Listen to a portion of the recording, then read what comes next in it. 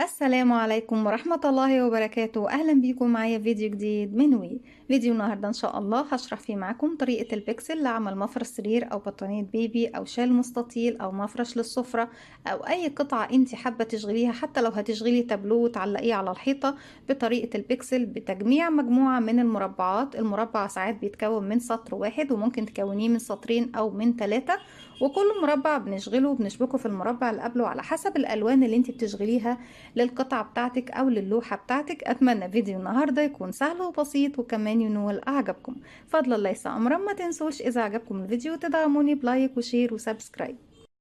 بسم الله الرحمن الرحيم. وده مفرش سرير مشغول بطريقة البكسل زي ما احنا شايفين، من مربع مكون من سطر واحد بس، واكيد زي ما قلت لكم بيكون في بعض المفارش بطريقة البكسل بتتكون المربع الواحد منها بيتكون من سطرين او ساعات كمان 3 سطور، لكن مفرشنا دوت بيتكون من مربع بيكون مكون من سطر واحد بس. وبنكون على اساس الالوان يا بنات. انت بتشتغلي مثلا عندك هنا التابلو او اللوحة او المفرش اللي قدامنا دوت مكون من الوان مختلفة، عندك الاحمر والاسود وعندك الاخضر الفاتح والزيتي، وعندنا كمان الاحمر اللي هو الغامق شوية اللي هو النبيتي. يعني انت بتشتغلي على اساس الالوان الموجودة معاكي. طيب يا رندا، ازاي نجيب اللوحات دي او نشتغل الصور دي؟ نجيبها منين؟ موجودة في النت، سهلة جدا ان انت تجيبيها. هتكتبي تبستري، صور تبستري او صور الكنفا، هتبص تلاقي طلع لك تابلوهات كتير جدا واشكال كتير جدا ممكن تعملي منها. ممكن نكون زهور، ممكن تكوني لعب اطفال، بتكون صور الشخصيات الكرتونية موجودة بردك في اللوحات دي، موجودة على النت، سهلة جدا وبسيطة. نشوف لوحة تانية او مفرش تاني زي ما احنا شايفين، بصوا قد ايه بتكون جميلة جدا. وكل اللوحات دي بصوا نقرب شوية، هتبصوا تلاقوا ان المربع هنا في المفرش هو مربع صغير، مربع اعمدة صغير مكون من سطر واحد بس. عندي هنا بردك شكل تاني، والشكل ده على فكرة مشهور جدا وكتير مننا بيعملوه. انا بحب جدا الموديل ده. عندي اهو زي ما احنا شايفين موديل تاني، وبردك موديل تاني. بنكمل، وفي على فكرة موديلات كتيرة جدا. ده بردك موديل زهرة، ده موديل السرير الاول اللي وريناه اللي شفناه مع بعض. وده بردك بس هنا بالتقريب بنشوف المربعات بشكل مقرب اكتر، وهنا بيكون بقى المربع واضح جدا زي ما انتم شايفين. بصوا الالوان، هو كله مربع واحد بس، وهنشوف طريقة عمله وطريقة تشبيكه مع بعض دلوقتي ازاي. هوريكم كمان بعض التابلوهات اللي هي طبعا بتكون الباترون اللي احنا بنشتغل عليه. ده بيكون صورة زي ما احنا شايفين اهي، هي بتكون عبارة عن مربعات صغيرة، وكل مربع بيكون باللون بتاعه. على اساس ده انت بتشتري الخيوط على اساس لون المربعات اللي انت بتشغليها. عندنا هنا بردك دي صورة تانية، بردك ده تابلو. صورة تاني، بردك صورة تانية اهي مكونة من زهور كتيرة زي ما احنا شايفين. وعندي هنا صورة زهرة، ودي بقى الزهرة كاملة. يعني بصوا التابلو بيكون سهل جدا والله، المربعات حتى عددها بيكون واضح قدامنا. ودي زهرة بردك مكونة من الوردة، وردتين صغيرين ومعها أوراق الشجرة الخاصة بيها. وعندي هنا بردك دي زهرة. ده طبق فاكهة، يعني لو حابة تعمليه مفرش سفرة بالشكل ده هيكون أعتقد مفيش أجمل من كده. عندي هنا عصفور، وزي ما قلنا مع بعض بيكون في بردك صور اللي هي الشخصيات الكرتونية. هنا تابلو بردك فراولة. وعندي هنا سمكة، طبعا احنا عارفين السمكة دي جميلة جدا. وده كمان تابلو زهور في منتهى الجمال والروعة. معايا كمان هنا مفرش للسرير موديل تاني، ودي شخصية ميني ماوس جميلة لو هتكوني منها بطانية بيبي. شخصية بطوطة. عندي هنا بردك بجعات، ودي أرنوبة لطيفة ميني ماوس. وعندنا موديلات كتيرة جدا زي ما احنا شايفين، نقدر نجيبها عن طريق النت بكل بساطة وبكل سهولة. وطبعا بنشوف الألوان الموجودة عندنا وبنبتدي نشتريها ونبتدي نشتغل بالطريقة اللي هنشوفها مع بعض دلوقتي.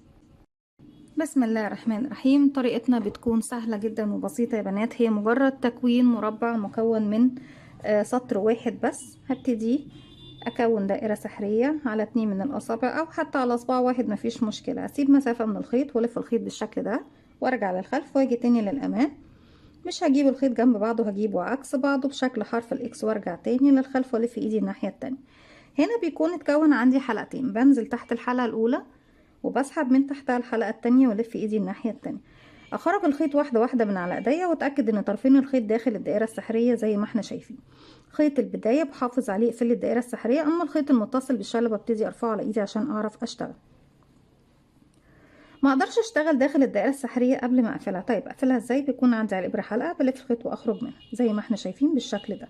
طيب انا محتاجه اشتغل بغرزه العمود بلفه، هرتفع سلسله كمان على السلسله اللي قفلت بيها وهعتبرهم هما الاتنين مجرد سناده بس ايه تمكنني ان انا اقدر اشتغل اول عمود عندي في الارتفاع اللي انا واقفه عنده ده. ازاي بشتغل العمود بلفه؟ بيكون عندي على الابره حلقه، بلف لفه واحده على الابره. المربع بيكون مكون المجموعه الواحده منهم من 3 عمود او من 4 عمود زي ما انتوا حابين، لكن اغلب المربعات اللي بنكونها بتكون من 3 عمود لكل مجموعه، والسطر كله طبعا بيكون مكون من 4 مجموعات. لفيت الخيط على الابره، بدخل فراغي اسحب الخيط واخرج. معايا الابره 3 حلقات، هلف الخيط واخرج من حلقتين، اتبقوا 2 هلف الخيط واخرج منهم. كده عمود، كمان عمود، كمان عمود، بقى كده تالت. بالشكل ده كونا اول مجموعة عندي. هاخد 3 سلسلة او سلسلتين، خليهم سلسلتين عشان يكون الفراغ اللي لما نيجي نشبك بقية المربعات ما يكونش فراغ كبير قوي. ارجع اكون كمان 3 عمود بلفة، 1 2 3. دي تاني مجموعة. دائرة السحرية واسعة شوية، شدي خيط البداية ضيقيها زي ما انت عاوزة علشان تعرفي تشتغلي ايه داخل الفراغ اللي في المنتصف. هنا كونت المجموعة التانية، بكون الزاوية التانية 1 2 سلسلة، هلف الخيط على الإبرة وادخل أكون المجموعة رقم 3 مكونة من 3 عمود بلفة، 1 2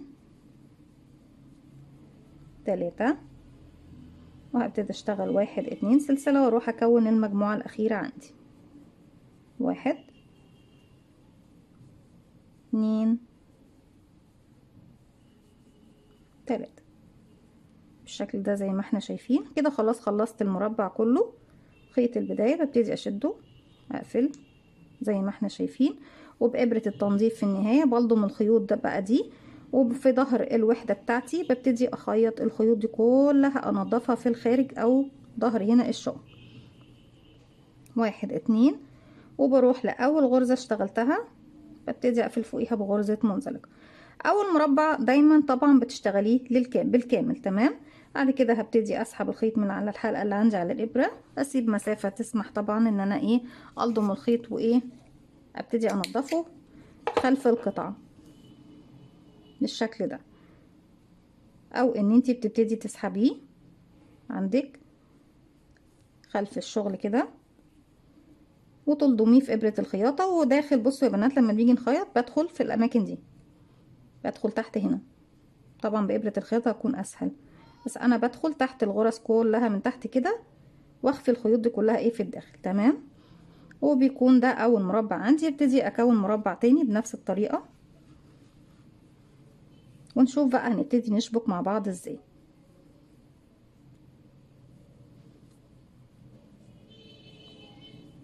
3 عمود، 2 3. كنت بشتغل عشان اشتغل زاوية كنت بشتغل 2 سلسلة، لا مش هشتغل 2، هاخد سلسلة واحدة بس واجيب المربع تاني بس بعد ما بنقوم بتنظيفه، يعني الخيوط دي ما تكونش ايه نازلة معايا كده. هجيب المربع عندي هنا خيطك لفوق والمربع بمسكه في ظهر المربع، بنزل من تحت السلسلتين، يعني وش المربع اللي انا بشغله ليا والوش التاني ايه للمربع التاني الناحية التانية، من تحت السلسلتين بنزل من الخلف كده اسحب الخيط واخرج. معايا على الابرة حلقتين، هلف الخيط واخرج منه، ارجع تاني الف الخيط واكون المجموعة عندي رقم كام؟ رقم 2. 3 عمود بلفة، 1 2 3. محتاجة اخد سلسلتين الزاوية، باخد سلسلة واحدة بس وباجي في المربع التاني هو اللي انا بشبك فيه التاني اهو. هنا ال3 عمود هتلاقوهم قصاد ال3 عمود اللي ورا. وصلت هنا للزاوية بنزل من تحت السلسلتين اسحب الخيط واخرج. معايا على الابرة حلقتين، بلف الخيط واخرج منه. فكده انا شبكت ايه؟ اول مربعين في بعض زي ما احنا شايفين. مع الصور اللي احنا شفناها من شوية مع بعض طبعا احنا بنعرف عدد المربعات اللي بتشتغليها الوانها ايه، يعني كل لون بتبقي عارفة عدد المربعات اللي هتشتغلها له قد ايه. تمام. قاعدة المفرش بس هي الوحيدة اللي بتكون بلون بقى ثابت عندك، يكون ابيض، يكون لون يعني مثلا اللبني، يكون لون اصفر، يكون اللون اللي انت حباه. ارجع بقى اكمل المربع بتاعي طالما مفيش حاجة تانية بشبك فيها. 3 عمود، 1 2 3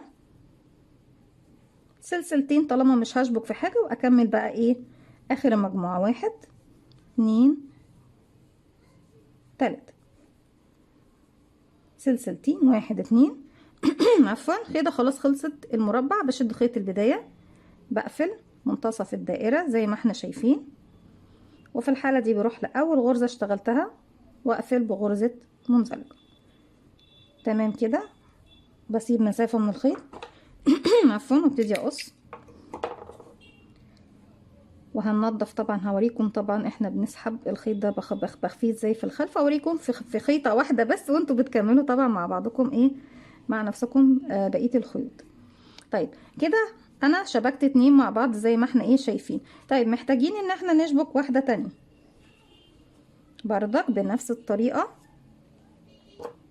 هنشوفها دلوقتي وهوريكم كمان لو احنا بنشغل مربع مكون من سطرين هيكون ازاي. طيب تعالوا المرة دي نشتغل حتى بالسلسلتين الدائرة البديلة للدائرة السحرية.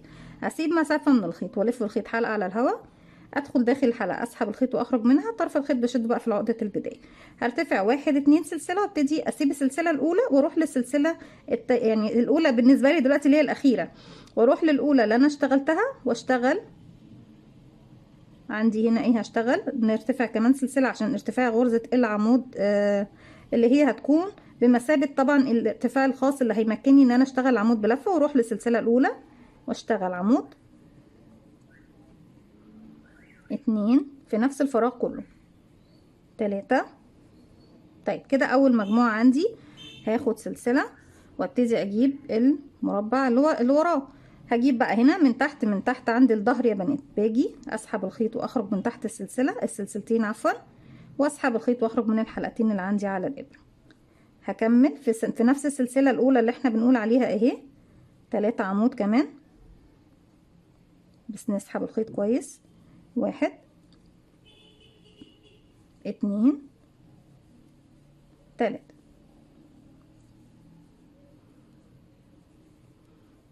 مفروض ان انا هروح فين؟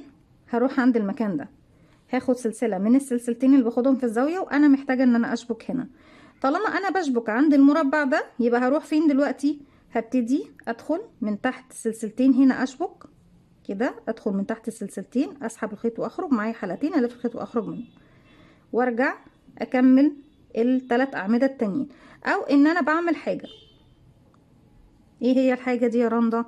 ان انا ولا بشبك هنا ولا بشبك هنا. شايفين الفراغ اللي في المنتصف ده اللي انا كنت شابكه فيه اساسا اهو؟ بنزل من تحت هنا في المنتصف، اسحب الخيط واخرج معايا حلقتين، هلف الخيط واخرج منهم، يبقى انا كده شبكت هنا في نص ايه المكان ده. تمام. لكن انا بفضل ايه ان احنا نشبك في نفس الزاويه اللي انا شابكه فيها في نفس المكان.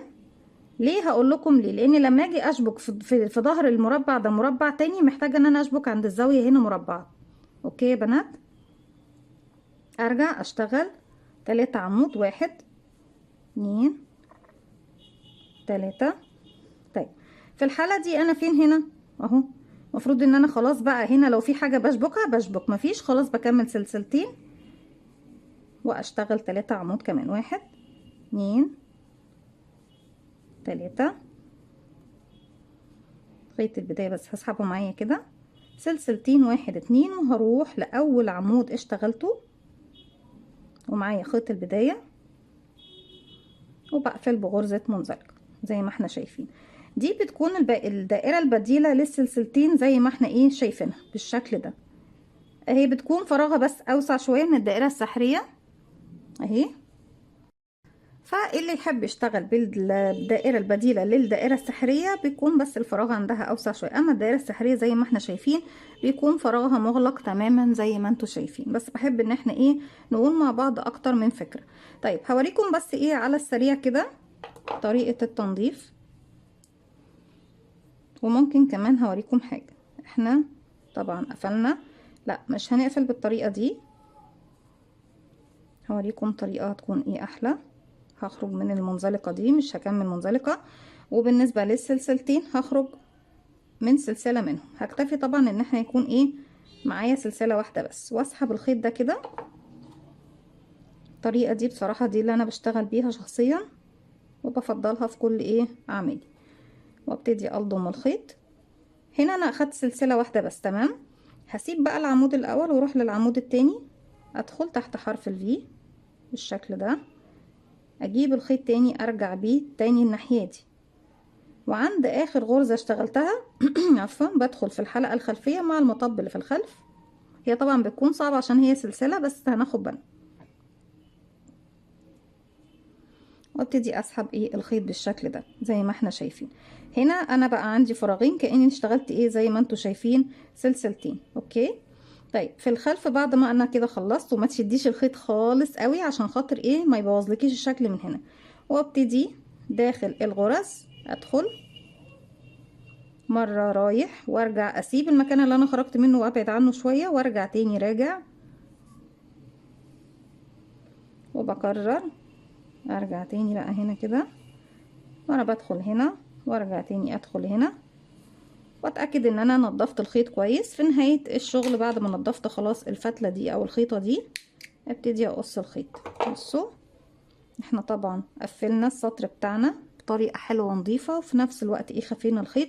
وبنفس الطريقة برضو، بس الخيط اللي هو الخيط البداية لو انت هتخفيه بإبرة التنظيف هتسيبي مسافة تكون كافية طبعا ان انت تلضمي الخيط وتبتدي تشتغلي وتخفيه تحت الشغل زي ما احنا شفنا مع بعض.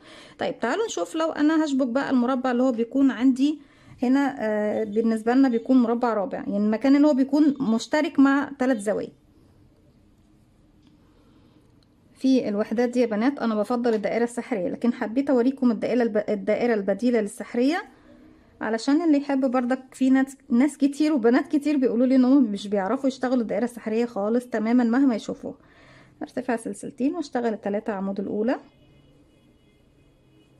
2 3، هاخد سلسله واحده بس وابتدي اروح للمربع هنا، بنزل من تحت السلسلتين اشبك بغرزه حشو وارجع لدائرتي تاني. 3 عمود، 1 2 3. هنا انا مش هاخد سلاسل، ليه؟ لان انا هشبك مرتين، هشبك مرة في الزاوية دي وهشبك مرة في الزاوية دي، تمام. هنزل من تحت الزاوية اللي باللون الجنزاري هي اسحب الخيط واخرج من تحت الزاوية اللي فيها سلسلتين زي ما انا شبكت ايه اول مرة اهي. اسحب الخيط واخرج واشغل غرزة الحشو بتاعتي. بعد كده هروح، لو انا رحت اشتغلت على طول ال3 عمود، بصوا 1 2 3، وجيت اخد سلسلة واشبك في المكان ده. بصوا لو جيت شبكت هيكون الشكل ايه، هيكون عندي هنا في فراغ، تمام. فكده مش هينفع.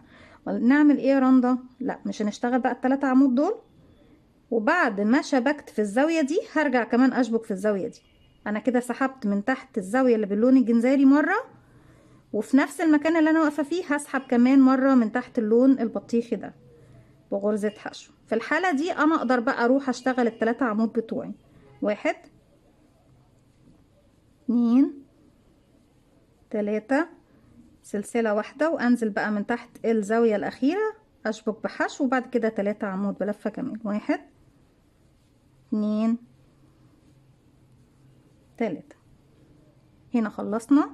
نسحب خيط البداية. بصوا بقى الدائرة السحرية مميزة ازاي، سلسلتين وبروح لاول عمود، او من غير ما بقفل بقى خلاص باخد سلسلة واحدة زي ما اتفقنا مع بعض، او سلسلتين وبروح زي ما قلنا للعمود التاني وببتدي اقفل. لكن لو بمنزلقة هقفل في العمود الاول. وبسحب الخيط زي ما احنا شايفين. ده بالنسبة طبعا بصوا بقى هنا اهو، بعد ما شبكنا في الزاويتين، انا شبكت مرة في الزاوية دي ومرة في الزاوية دي. ده بالنسبة للمربع اللي بيكون مشترك مع اكتر من مربع بيكون في المنتصف زي ما احنا شايفين بالشكل ده. ده لو انا بشتغل بمربع مكون من سطر واحد. طيب يا رندا لو انا بشتغل بمربع مكون من اكتر من سطر، من سطرين او 3، بيكون شكل المربع عندي اني ببتدي اكون المربع الاول اللي احنا كوناه ده سلسلتين، وبشتغل 3 عمود، 1، بسم الله الرحمن الرحيم، 2، 3، سلسلتين، 3 عمود، 1، 2، 3، وبكمل المربع. خلاص السطر الاول كله. وبعد ما خلصت السطر الاول كله ببتدي اروح لاول غرزه ماليش علاقه بالسلسلتين فوق حرف الفي. الاول غرزه بقفل بغرزه منزلقه. مربع اعمده يعني بشتغل فوق الاعمده كلها، ما بسيبش اي فراغ. ده مش مربع جراني. مربع الجراني انا بشتغل في الزوايا بس، لكن مربع الاعمده بشتغل على الاعمده نفسها. واللي يحب يراجع فيديو الخاص بمربع الاعمده موجود على القناه. اتمنى طبعا اللي يحب يراجعه انه ينول اعجابه. برتفع سلسلتين من نفس المكان اللي انا قفلت فيه، وفوق اول عمود هو بشتغل عمود بلفه زي، وكل عمود يقابلني فوقيه عمود بلفه كمان زي ده. تالت عمود فوقيه عمود. طيب وصلت للسلسلتين، هنعمل ايه يا رندا في السلسلتين دول؟ دول زاوية بشتغل فيها مرتين، بشتغل عمود سلسلتين زيهم بالظبط، عمود في نفس الفراغ.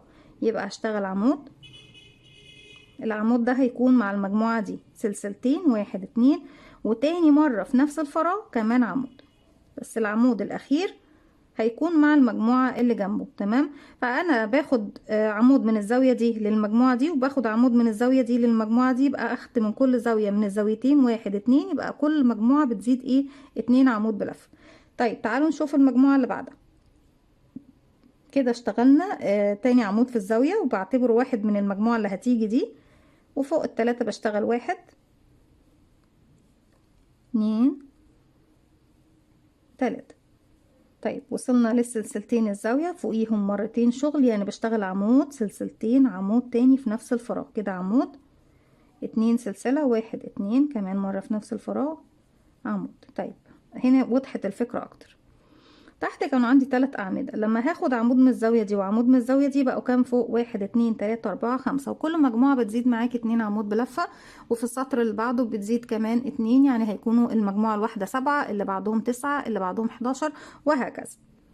يعني الطريقة اني بشتغل فوق كل عمود عمود، يعني فوق في السطر الجاي هشتغل فوق الأعمدة دي 1، 2، 3، 4، 5 عمود، فوق 5 عمود تحت، وداخل السلسلتين ببتدي اشتغل عمود سلسلتين عمود، وبكرر بنفس الطريقة.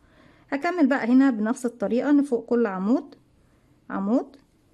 كده 2، 3، فوق الزاوية عمود سلسلتين عمود، 1 عمود، 1، 2 سلسلة، كمان مرة في نفس الفراغ 1 عمود، وبكمل آخر مجموعة 1، 2، 3، الزاوية عمود سلسلتين عمود. كده خلصت السطر كله زي ما انتوا شايفين. واروح لاول غرزة، السلسلتين ملناش علاقة بيهم، اول عمود عندي بقفل فوقيه بغرزة منزلقة او بالخيط والابرة زي ما شفنا مع بعض. ده بيكون العمود المكون عمود اعمدة مربع عفوا. ده بيكون المربع عندي المكون من اعمدة. مربع الاعمدة مكون من سطرين. ده مربع أعمدة مكون من سطر واحد بس، ده السطر اللي بيكون هو اللي في الداخل ده. تمام. طيب أنا لو محتاجة أشبك بقى بالنسبة للمربع المكون من سطرين هيكون ازاي؟ هنشوف دلوقتي. ده مربع أنا اشتغلته السطر الأول كله، وهبتدي ارتفع 1، 2 سلسلة، وفوق ال3 أعمدة بشتغل 3 أعمدة زيهم. 1، لا هنا مش الفراغ الأول، ده الفراغ الأول. كده 1، 2، 3. هنروح هنا هشتغل عمود، ومكان السلسلتين سلسلة واحدة بس، وبجيب بقى المربع اللي خلفه، ومن تحت الزاوية اللي فيها سلسلتين اسحب الخيط واخرج واعمل غرزة الحشو، وارجع تاني لنفس الزاوية اللي انا بكملها اشغل عمود. بكمل مجموعتي هنا زي ما احنا شايفين 1. بصوا يا بنات ممكن اكمل بس هوريكم الفكرة الاول. 2 3 واروح للزاوية اشتغل عمود سلسلة، اروح للزاوية اللي في الخلف انزل من تحت السلسلتين اسحب الخيط واخرج اشغل غرزة حشو وارجع اشغل عمود واكمل بنفس الطريقة دي. بس انا ما بحبش بقى ايه ان المكان ده يكون فيه فراغ ده كله. تمام. طب هنعمل ايه يا رندا في الحل ده؟ نحل المشكلة دي ازاي؟ سهلة بسيطة جدا. انا عندي هنا رجعت العمود بتاع الزاوية وهرجع عمود بعد منه كمان. انا هنا اشتغلت كام عمود؟ اشتغلت عمود سلسلتين عمود داخل الزاوية، رجعت اشتغلت العمود الاول والعمود التاني. في العمود التاني هسحب الخيط بتاعي كده. تمام. وابتدي اعد. انا ببعد عن عمود الزاوية والعمود الاول، العمود التاني اهو من التلاتة اللي تحت. اوكي. هبتدي اسحب الخيط ده